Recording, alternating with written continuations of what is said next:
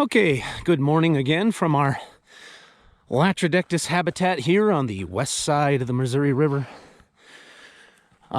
in Montana. Let's continue our subject about males, the male Latrodectus. They just don't get a lot of the attention. It's the females that get most of the attention, and it's very interesting. Well, it's interesting to me, the male behavior, and that terminal investment, okay? So they're not very long-lived, so, they just don't get the attention. They only last, well, Latrodectus hesperus is one of the longer-lived Latrodectus, and it lasts, 90 days? So 3 to 4 months. So they just don't get a lot of attention. But, obviously they're very important in the whole breeding cycle, Without a male, you don't have babies. But so that terminal investment, we have the two separate phenotypes of male. We have the spring male and we have the autumn male. Okay? Generally, though egg sacs, are hatched all summer long, we have waves of newborn, but overall we have those two phenotypes. The spring, large males, and the autumn, smaller males. So the spring male's large. He doesn't have a lot of females, so he's meant for stamina. Okay, stamina and a long grueling process to find a female, and then deal with hand-to-hand combat. Okay, whereas the autumn male, the small scramblers, that phenotype is for just that, scrambling. There's lots of females around, so the little spiders, the little males, are in a hurry. First come, first serve. They get there quick and they try to get the job done breeding the females. And then you have Latrodectus geometricus. So the brown widow, there's egg sacs up in here, or there were. We're gonna go check this area. Now I got my map. On my map, I have this. This is a target zone for egg sacs. This is Big Mama country right up in this little gulch here. So Latrodectus geometricus, okay, the brown widow. Now those males, this is something interesting. Those males will mate with subadult females, which is very interesting, and it just throws a monkey wrench in a lot of things. But so Latrodectus geometricus males will mate with subadult females, okay? And the jury is still out exactly the reasons for this, but hey, we can logically say that it's probably to subvert or to get the jump on sperm competition, right? So the male, he finds a subadult female, so a late subadult, so just before her last molt into adulthood, he finds a subadult female, he inseminates her, and he plugs her. Okay, he takes the tip of that copulatory organ of his and he plugs her in hopes of keeping other males from breeding her and therefore passing on his genetics, right? We can say that's probably why he's doing this. But it's interesting to know that brown widows do this, and not so much in the other Latrodectus, black widows. Let's think, okay, that's Dr. Lenka Sentenska's work. So that's ongoing research. Dr. Lenka Sentenska out of Greifswald, Deutschland, so Greifswald, Germany. And she also, if I'm not mistaken, did her postdoc or some of her doc work at the Andrade lab in Toronto, Scarborough. But let's go up in here. Let's take a look at some web. Let's discuss males a little further and that terminal investment and the, I guess, stamina and sperm competition. Let's go up in here.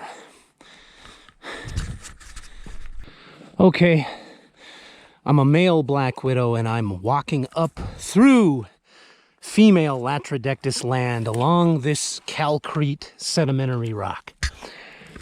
And I'm looking for females. Okay. Ooh, I see some web here. I get into a little bit of web. Oh, I see some antlion funnels. Funnels of the antlion, and I see some webbing here. Ooh, another web. Okay, so I'm crawling along here, and I'm looking for females. Remember, I'm at terminal investment. Okay. And I am let's say I'm the spring phenotype. So I'm a large male. Okay. I'm built for stamina and the long haul. Okay. Because remember, I'm a capital breeder. Okay. I'm a capital breeder. I'm not going to eat. I'm crawling along looking for female webbing like this here. Okay, I'm crawling along. I don't eat. I'm a capital breeder, but I have that large body. So I'm built for stamina. I'm built for the long haul. Okay? Spring phenotype.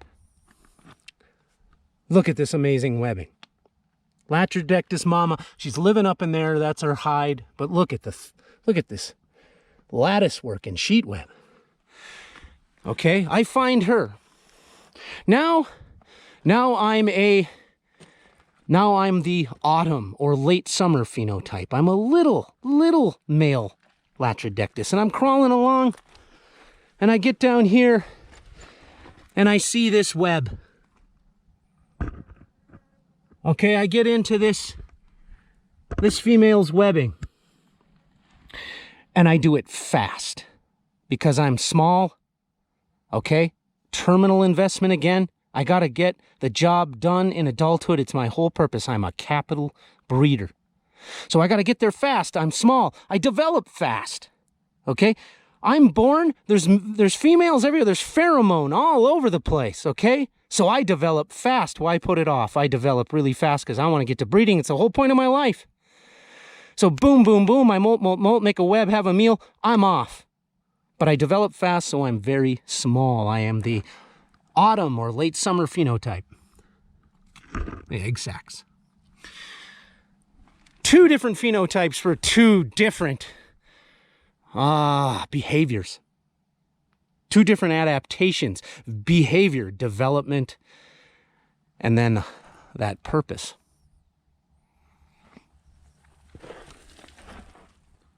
I gotta watch for rattlesnakes because this time of year it's cooled down. So it's not 90 degrees, so the snakes aren't hiding. They're out and about. I gotta watch it. I might step on a baby. So just look at this creek bottom. You know, it's just this, it's all just gravelly debris of this unreal, what is this stuff? Look at these layers. You know, this shaly, broken up shale of, you know, it's obviously, well, I don't know if it's obvious, but it's old ancient mud of some sort, layers and layers. I mean, we're talking thousands layers of sediments stacked on top of each other and then tilted up. What is it? It's so, this stuff is so intriguing to me, and I don't know where, you know, I try to learn, okay? I research, try to find what I can. But with a lot of this stuff, it's hard to know where to start. You know, I wish I had a geologist with me. I'd be in heaven. I'd be listening, you know, him or her, I'd be all ears. You just let them ramble, tell me about this stuff, you know? It's just beautiful in its weird state to think that this is ancient earth that has been through upthrust and tilt and deformation. And that's how my earth has been made. But what is it? You know, is it mudstone? To me, it looks like ancient clay. You know, mud and silt and clay that's compacted into layers upon layers upon layers from flow or something. So what is it? Is this tough? I mean, is this ancient ash layers because the Big Belts, this is the Big Belt Mountains, and they were volcanic in their forming. So is this ash, you know, layers and layers of ash turned to mud? And then is it mudstone? You know, so is that what this stuff is? But just in such tiny layers that I don't know. See, I'm just rambling. I don't know enough about this geology. I want to. You know, I've gotten maps. I gotten USGS to survey maps and blah, blah, blah. And I try to read through and figure out where, but there's just not information on every dang inch of this stuff and not what I'm looking for. At least maybe I don't know how to look, but beautiful. What a place.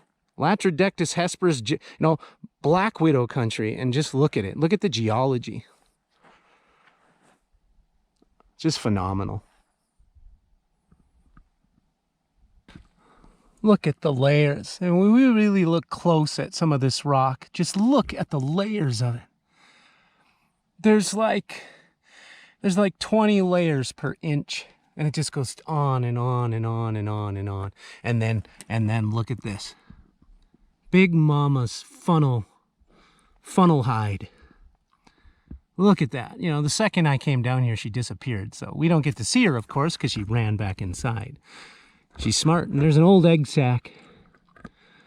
A little egg sac. Oh, hey, why the egg sacs? What's with spiders and their egg sacs?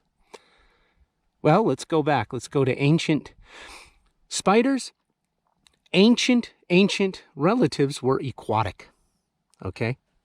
And so the ancient relatives of what became spiders were aquatic. And what do we have? We got our fossil record. We got 400 million years of spider in the fossil record. But so their ancient ancestors were aquatic, and so the egg sacs, spider eggs, need moisture and they need humidity. The egg sac supplies that by containing that moisture, keeping those eggs moist, humid, so that they do not die.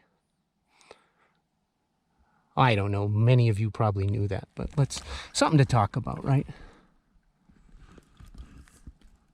What a beautiful funnel hide. And just amazing geology.